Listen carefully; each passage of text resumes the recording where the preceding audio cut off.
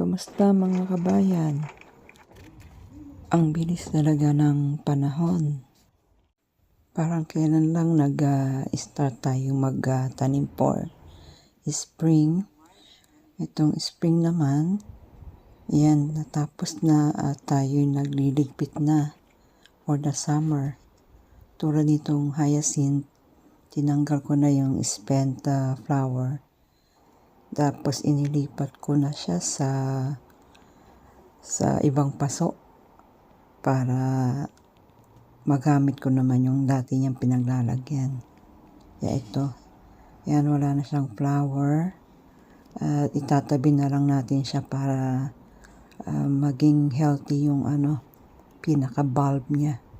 Para next springtime, meron tayo uli. Anyway, meron tayong mga bagong order na bay roots. Ito, binabad natin sa tubig.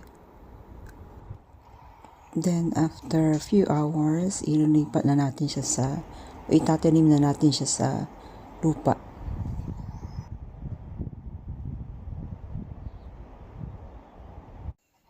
Kaya ito, mag-mix tayo ng compost.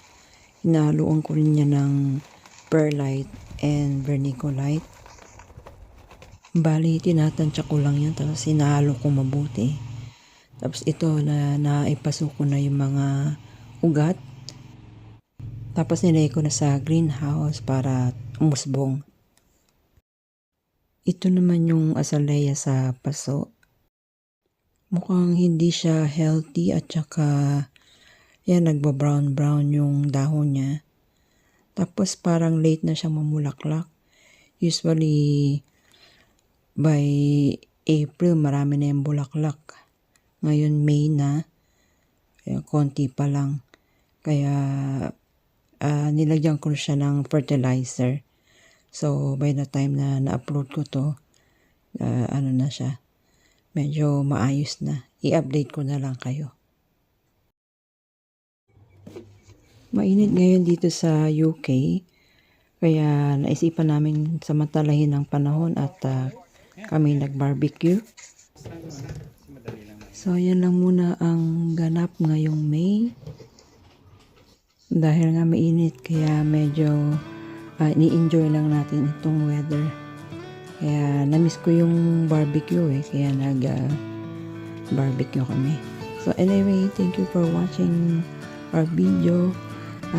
By April, sana maka-upload uli ako. Kasi yung mga flowers in full bloom na. So, thank you for watching my video and I hope you like, subscribe to my channel. Thank you. Bye.